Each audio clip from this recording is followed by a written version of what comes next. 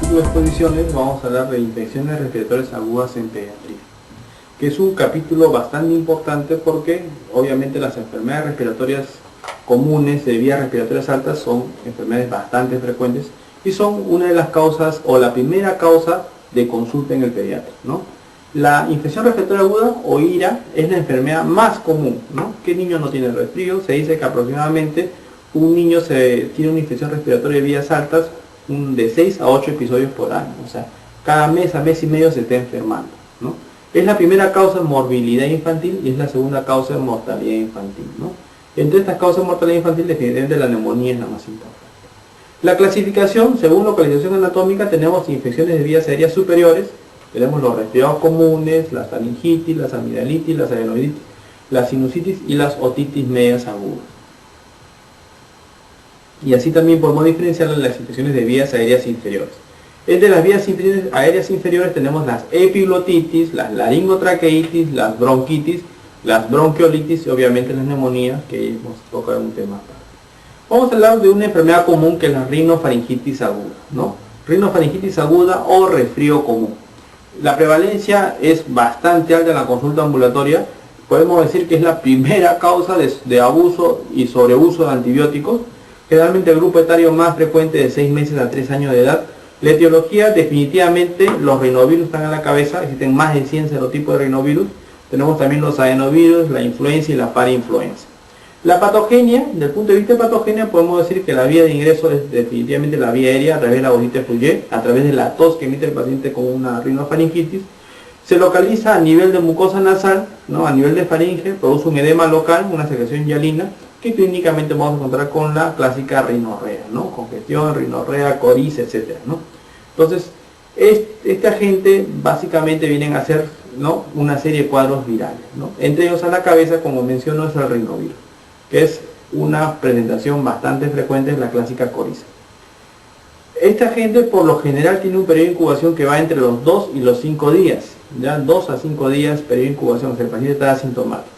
Después de 2 a 5 días de haberse expuesto a la persona enferma, el paciente va a tener manifestaciones clínicas inespecíficas, como estornudo, rinorrea hialina, tos seca, o en algunos casos tos húmeda o productiva, odinofagia o dolor de garganta, fiebre, hiporexia, inyección conjuntival con lagrimeo, etc., ¿no?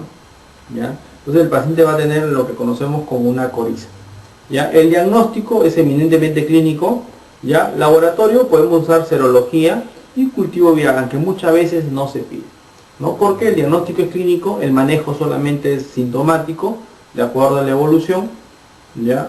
Y el tratamiento en general, primero, hidratación en el paciente, hidratar en el paciente adecuadamente.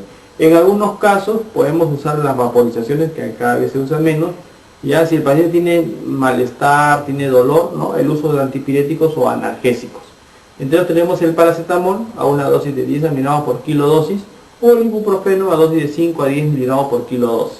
Antihistamínico, controversial dependiendo de la intensidad de la rinorrea que tenga el paciente, ¿no?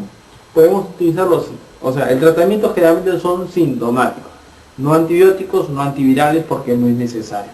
Es un cuadro que solo se autolimita, ¿no? El paciente tiene unos 3 a 5 días de malestar y luego poco a poco se va recuperando. ¿Ya? Asimismo, algunos de estos pacientes lamentablemente se complican, ¿no?, y hacen sobreinfección bacteriana. Entre estas sobreinfecciones bacterianas tenemos las amigdalitis, las adenoiditis y las otitis media aguda. Entonces, en estos cuadros, ¿no?, el paciente ya no tiene los clásicos 3 a 5 días de enfermedad. Tiene de repente 5, 7, 9 días, ya la tos cada vez es más exigente, cada vez tiene más flema, más malestar, tiene más fiebre, etc. Entonces debemos sospechar en un cuadro complicado.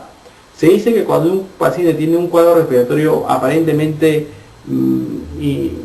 inofensivo y que este cuadro dura más de 7 días, debemos pensar necesariamente en las complicaciones. ¿Cuáles son las complicaciones más frecuentes? ¿No? Tenemos la sinusitis, las otitis, las adenoiditis y en algunos casos la neumonía.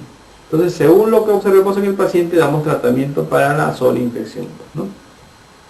Así como tenemos la rinofaringitis o resfrío común, que son cuadros bastante frecuentes, tenemos la amigdalitis bacteriana. Clásicamente se dice que estos cuadros de amigdalitis bacteriana, su prevalencia va entre los 5 años y 11 años de edad. Clásicamente da en la etapa o en la época de otoño o invierno, aunque puede dar en cualquier mes del año, ¿ya? También el hecho que dé con mayor frecuencia de 5 y 11 años no significa que no va a dar en uno de 2 o de 3. Un niño de 2 años puede tener faringomielitis bacteriana por Streptococcus beta hemolítico grupo A, sí puede tener. De 3 también y de 4 también, ¿no? Pero no es lo frecuente. La etiología básicamente es el Streptococcus beta hemolítico de grupo A. Cuando decimos que es el Streptococcus beta hemolítico de grupo A, decimos esto porque es el agente etiológico más importante. ¿Existen otros? Sí existen otros, ¿no? Otros tipos de Streptococcus también. Pero el Streptococcus beta hemolítico de grupo A es el agente etiológico de la meningitis bacteriana más frecuente. Es más, cuando iniciemos tratamiento a una faringomielitis bacteriana, iniciemos tratamiento pensando en el Streptococcus beta hemolítico de grupo A, no pensando en otra agente, pensando solamente en este tipo de Streptococcus. La patogenia es muy parecida como cualquier infección respiratoria. La vía de ingreso definitivamente es por vía alta, a través de la inhalación de la gotita de Fouillet.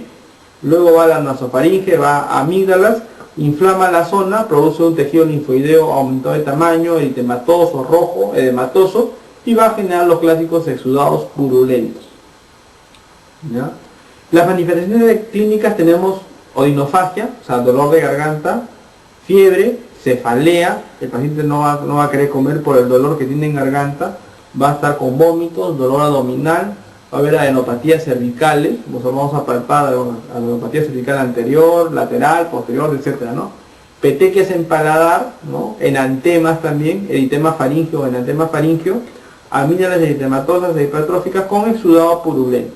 Aunque el exudado purulento no es una característica muy frecuente, pero cuando encontremos en este paciente con fiebre, con odinofagia, adenopatía cervical anterior grandes y dolorosas, exudado purulento, debemos pensar en cuadro bacteriano.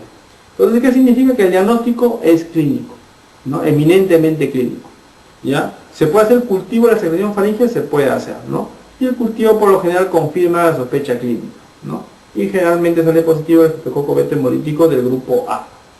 El tratamiento, ya de cabeza o de primera elección, podemos decir que el tratamiento es la penicilina, ¿ya? Por lo menos entre ellos la penicilina semisintética como la amoxicilina, por 7 a 10 días de tratamiento, a dosis de amoxicilina de 50 miligramos por kilo día, ¿ya? Alternativas a los pacientes alérgicos tenemos la eritromicina o la claritromicina o la acitromicina. Los tres tienen más o menos igual eficacia, ya va a depender de la tolerancia del paciente. O alternativas tenemos las cefalosporinas de primera o segunda generación. Primera generación como la cefalexina, cefadroxilo, o segunda generación como la cefuroxima. Entonces son alternativas de tratamiento. Por lo general la duración de tratamiento se considera de 10 días, excepto para la acitromicina que son de 5 días, ¿no? En algunos casos, ya estos pacientes hacen faringomielitis agudas recurrentes, ¿no? Recurrente decimos cuando hacen más de 3 episodios por año. Que el paciente, por ejemplo, hace infección faríngea con vómitos, con fiebre alta, malestar, ¿no? Hace que falte al colegio o al nido 5 o 6 veces. Entonces, ¿qué significa? Que está comprometiendo ya su modo de vivir. Esto significa que en estos pacientes probablemente una alternativa terapéutica viene a ser la cirugía. Entonces la indicación quirúrgica es en aquellos pacientes con infecciones recurrentes o aquellos donde el tratamiento médico cada vez es más intenso, se usa cada vez antibióticos más potentes y hay muchos fracasos de manera frecuente, ¿no? En aquellos pacientes que tienen más de 3 infecciones por año, se debe plantear siempre la posibilidad de una cirugía, o sea, una amidalectomía. Las complicaciones, ya tenemos las complicaciones locales, que son los abscesos periamigdalianos, o las complicaciones sistémicas, que son la ascitis séptica, la fiebre reumática o la glomerulonefritis aguda. Tanto la fiebre reumática como la glomerulonefritis aguda son complicaciones inmunológicas, que se dan por lo general después o inmediatamente después de terminar el proceso infeccioso agudo. Entonces, en estos pacientes, obviamente estas complicaciones son secundarias al Streptococcus beta hemolítico del grupo A, ¿no? De ahí la importancia del tratamiento en estos pacientes. Acá tenemos un esquema bastante importante, en donde vemos un exudado purulento, amarillento, unas amígdalas grandes e hipertróficas, característico del Streptococcus beta hemolítico del grupo A, ¿no? Así como tenemos, como hemos hablado del resfrío común o rinofaringitis o faringomielitis, tenemos también las adenoiditis. Las adenoiditis por lo general son complicaciones de cuadros simples o banales como resfríos comunes. La prevalencia generalmente el grupo etario está entre los 2 y los 7 años de edad. La etiología puede ser viral o también bacteriana. La patogenia es muy parecida a los cuadros respiratorios, ¿no? Vía ingreso aéreo, a través de la otite fluida, a través de la tos, ¿no? Se localiza en la nasofaringe, ¿no? Luego va a los adenoides, inflama la zona adenoidea, ¿no? Produce edema y exudado, pues, ¿no? En un paciente generalmente que tiene un cuadro respiratorio inicial por un simple agente viral, ¿no? Las manifestaciones clínicas, ¿no? Son también un poco inespecíficas. Tenemos cefalea, rinorrea, fiebre, respiración bucal, el paciente respira por la boca, roncantes durante el sueño, ¿no? Y la presencia de apneas, y tenemos el goteo retronasal o descenso exudado por la orofaringe, ¿no? Que es característico de la adenoiditis. Entonces, en un paciente que tiene un resfrío común que dura más de 7 días, que tiene tos, que ronca en la noche, que tiene dolor de cabeza, ya que tiene un exudado en orofaringe, un goteo retronasal posterior evidente, debemos pensar en una adenoiditis, más aún si tiene el grupo etario de 2 a 7 años. El diagnóstico es clínico. Podemos hacer cultivo, se puede hacer cultivo, por lo general no se indica de manera rutinario, pero podemos hacer, y podemos también pedir una radiografía de cabo, ¿no? Donde vamos a evidenciar el aumento de los adenoides que compromete obviamente el pasaje de la vía aérea, ¿no? El tratamiento ya por lo general es de 7 a 10 días, ¿no? Como alternativas de tratamiento tenemos las penicilinas, la amoxicilina a dosis altas, 80 mg por kilo día, macrólidos como la citromicina, la claritromicina o la eritromicina, o la cefalosporina por lo general de segunda generación, ¿no? Entre ellos a la cabeza la cefuroxima, o por vía parenteral tenemos la ceftriaxona o cefalosporina de tercera generación. En caso de que el tratamiento médico haya fracasado o sea cada vez más difícil el tratamiento, ya el tratamiento definitivamente es quirúrgico, ¿no? Obviamente en estos pacientes debemos tener una radiografía de cabo donde vamos a encontrar un estrechamiento de la vía respiratoria producto del aumento de los adenoides, ya en estos pacientes que hacen infecciones a repetición o hacen que el tratamiento cada vez sea más intenso, más severo, el tratamiento médico sea más severo o con antibióticos de máxima potencia, la alternativa en estos pacientes definitivamente viene a ser la cirugía, ¿no? Acá vemos un gráfico donde vemos unos adenoides bastante aumentados de tamaño, de tal manera que compromete ya la vía respiratoria, ¿no?